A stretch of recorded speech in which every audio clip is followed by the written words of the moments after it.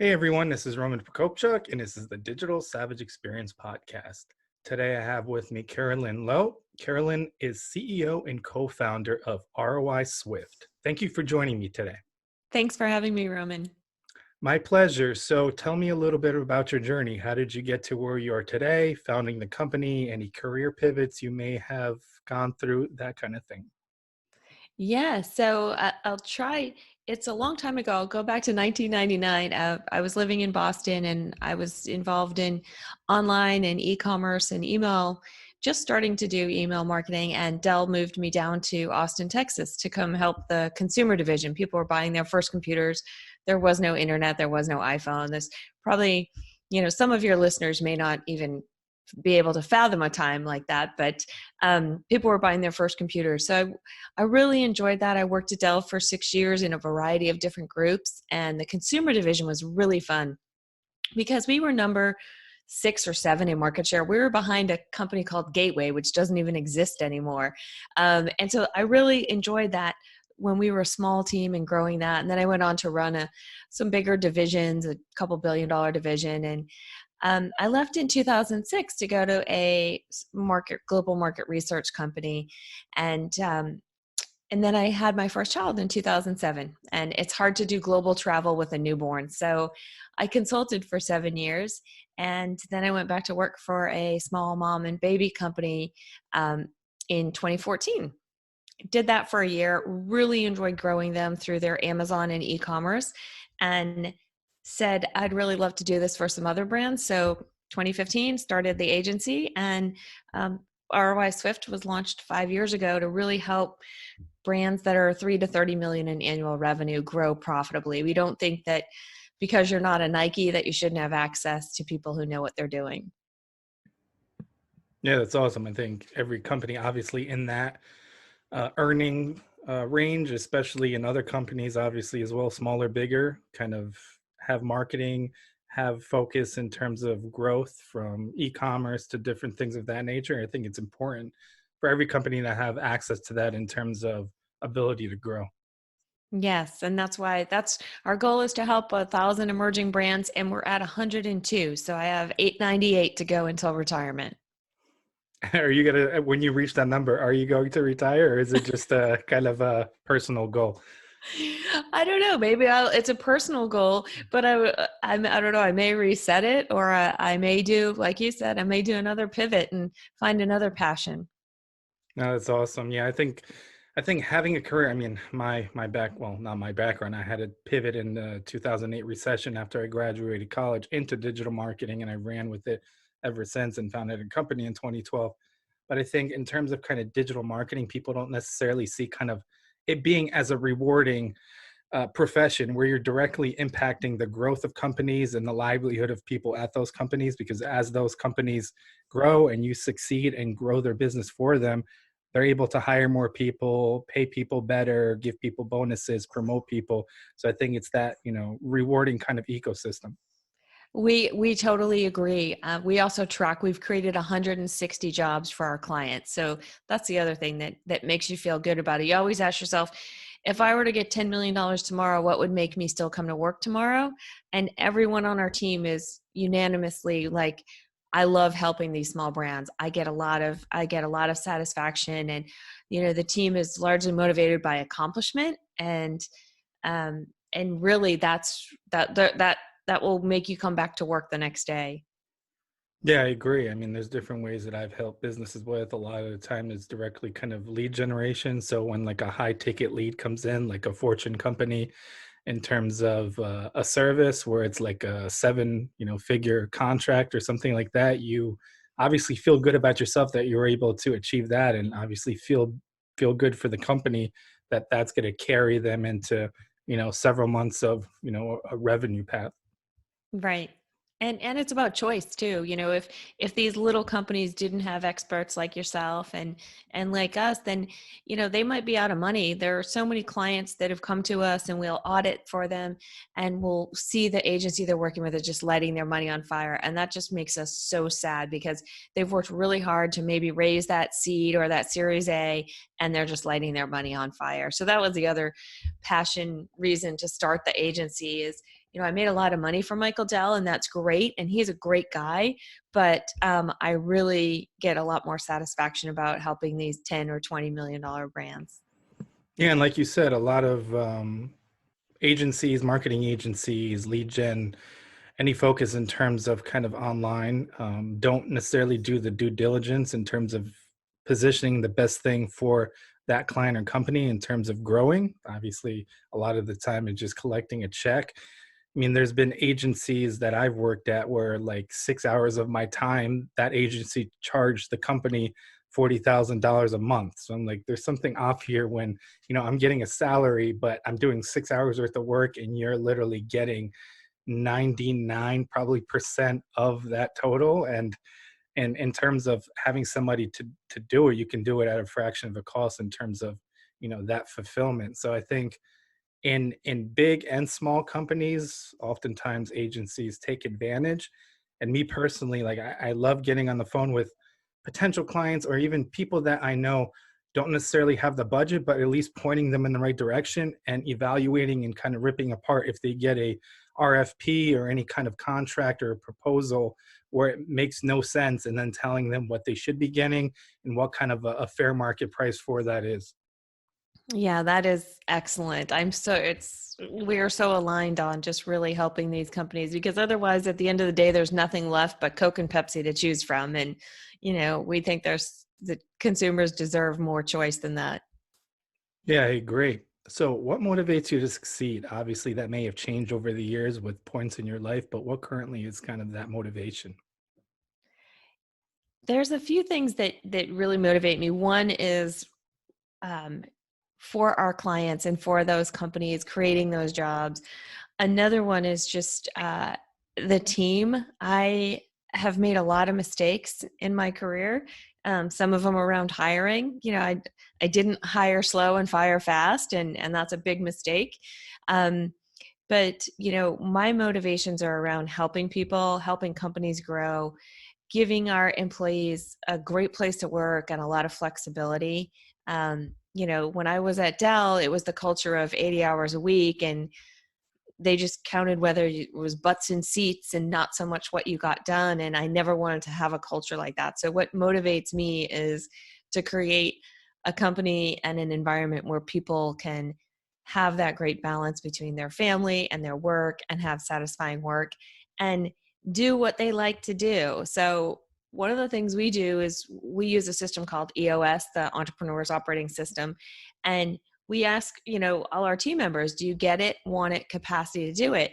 And we actually restructured one of our teams because a lot of people really, they got it, but they didn't like that part of their job. And other people love that part of their job. And so now we've been able to restructure and create jobs that people love to do all the time versus, well, I like to do this, but I don't really like to do this. And I was like, well, if there's something you hate to do, like for me, it's finance and bookkeeping and all that. And there's someone who loves that. And so I think that, you know, I'm really motivated by creating a company where people can do what they love and not do what they don't love. Yeah, I agree. And I think kind of those strengths also. So there's teams. I mean, I usually use a sports analogy where it's an all-star team and they lose to someone that they weren't supposed to lose to, but that team works like a one kind of a single unit instead of each individual doing their own thing. So I think understanding everybody's strengths and what they love to do, like you said, and putting them in those positions to succeed. Yeah, I love the sports analogy. I think there was a great one when I was at Dell. There it was about Rodman and the team that Dennis Rodman was on at the time. And they're like, I just need him to do this, right? And I'm going to build a team around him. And it was kind of interesting how they said, there were a lot of teams where Rodman didn't do as well, or the coach couldn't really rein him in. But I thought that was pretty interesting when he was with the Bulls, how they were able to just rein him in. Yeah, he had really one job. I mean, in terms of defense, and he did it the best at the time. And I mean, they won championships with that. Yeah, exactly. So, what's one thing you may have seen as a weakness in yourself in the past that you've turned around and utilized as a strength today? So as a marketer, I've been a marketer, started in direct marketing before email marketing and digital marketing existed. I was never really into the sales part of this. And right now, we haven't had a salesperson, so I'm doing the de facto, somebody calls and refers to us and I do the sales piece. And I was always afraid of sales because I always felt like I was selling somebody something and that didn't feel good. And then recently, about a year ago, really smart person that I know, one of our partners in Boston, said, it's not selling if you're trying to help them. And now that I've sort of changed my mindset around, like, I'm not trying to sell you something you don't need, I'm actually trying to help you. So there's been nobody that we've worked with that we haven't been able to improve their performance and help them. So I really changed my mindset on sales, whereas you're not trying to sell someone something they don't need, you're actually trying to help them. And by having a conversation with them, you're helping their company versus being a nuisance. Yeah, I agree. I mean, I think sales is viewed as this kind of sleazy thing a lot of the time where people are just trying to push things on you. And I think many times if you put a non-sales person in a sales role, like a marketing person, then obviously as is at a marketing agency, they'll do a better job because they know what that, like you said, that company or that prospective client needs in terms of, what that agency is able to do for them. Yeah, and I also feel that, for sales folks, a lot of time it's one of the things that's easier for our company is we're not trying to sell you a product or a widget. So we'll do a free audit, and we've told a few companies that we can't help them. Like we Facebook audited uh, an account for a t-shirt company or a shirt company, men's clothing, and we said, your agency's doing everything right. You don't need to hire us. Like, here's the two things, little things. They're probably like a 95 out of 100. Here's the two little things you could go do. And they were like, wow, thank you. And, so just being honest, especially in this industry, there are so many snake oil salesmen. And so we're trying to give the agency world a good name as well, because we really feel like we don't want to take your money if we can't help you, because you're not going to be happy. You're not going to think good of us. And as you know, in the agency world, all you have is your reputation and your results. Yeah, I agree, and I think it's kind of building that reputation and maintaining it. So you're doing kind of the due diligence in terms of giving the right information. And if a client is already doing well, I mean, highlighting that, maybe like you said, pointing out a few things that they can, adjust here or there. But that goes a long way because that person may leave who they are with now or that company, and then you would be top of mind because you gave that genuine kind of evaluation of what they were doing at the moment. That's exactly what happens, Roman. We've had so many folks leave one consumer brand and go to another, and then they call us up like, "Hey, we need help with Amazon, or we need help with our Facebook ads, and you did such a great job for us." So we feel like it just pays itself forward to be honest and upfront. Yeah, and it's relationship building too, and it's huge because, like you said, when you kind of build that trust and that person works with you, if they go to another brand, another company, usually if they had a good experience and they've seen results in terms of what you've done for them, they will bring you to the next opportunity and so on and so forth. Absolutely. So, what's one piece of advice you can leave with the audience, personal or professional? I think the biggest thing that I can leave, and it may sound trite, but it's about balance. So I did work those 80-hour weeks at Dell. I did, and now I have a family. I have a 9 and a 12-year-old. And especially with the current pandemic, it's really important to try to have some boundaries as we're all working from home, and to turn off when you can and to be focused when you are working. And since we implemented EOS, my biggest takeaway is let all the little stuff fall away and really only focus on the big stuff. Yeah, I agree, and I think it's flexibility. I'm a foster parent, so in this whole pandemic, we've had 4 kids under the age of 6, so it's been interesting, and all of them have gotten placed within a week and a half to the whole stay-at-home order happening, or at least in New Jersey where I am. So it's been very interesting in terms of that sense, and, like you said, balancing things, and just because, like you said, you worked those 80 hours and the company wanted kind of like the butt in the seats doesn't mean those 80 hours were productive.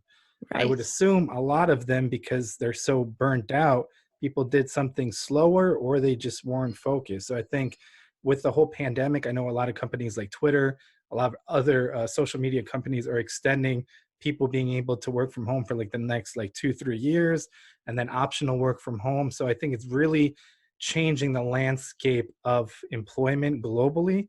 And I think, there was a big rise in like the digital nomad and freelancing and being remote. I think it's leading to that as well. And I think that's going to tap additional talent pools that weren't normally tapped. So obviously, if a role was in New York, they're looking for New York, New Jersey, maybe Connecticut for that Manhattan role. Now, if they put a request out, maybe even globally, they might find talent that they never expected and maybe even more skilled than what they were looking for. Yes, yes, it's definitely leveling the playing field because Austin, I will tell you, is a tough market. A lot of companies are coming here. TikTok just started throwing all kinds of crazy money at people. So it's also great for smaller companies like ROI Swift to be able to maybe tap a different talent pool. And maybe we can get folks from Houston or Dallas or San Antonio that may not want to move to Austin. That would be great being, remote team members. Yeah, and I think especially in kind of marketing and digital marketing, which obviously I'm in, it's an ever-changing landscape. So you just need the desire to learn, and with, like you said, new companies coming out and new ways to promote those online. User behaviors changed a little bit, obviously, with the pandemic in terms of where people were spending their time or more time online. But I think it's a great time if you may have been laid off or furloughed or lost your job. But if you're looking to possibly pivot and it's something that interests you, all you have to do is go on the internet, and you can, if you have the desire, you can pretty much get a basic understanding and even an advanced understanding of certain concepts or strategies. Yes, definitely. So I really appreciate you stopping by today. Can you let the audience know how they can find you? Yeah, thank you, Roman. They can find us on the web at www.roiswift.com. Um, we're the cobbler with no shoes, so our social media presence is horrible because we spend all our time on our clients. But you can also find us on LinkedIn and Facebook. Just don't expect too much there. Awesome. Thanks again for stopping by. Appreciate it.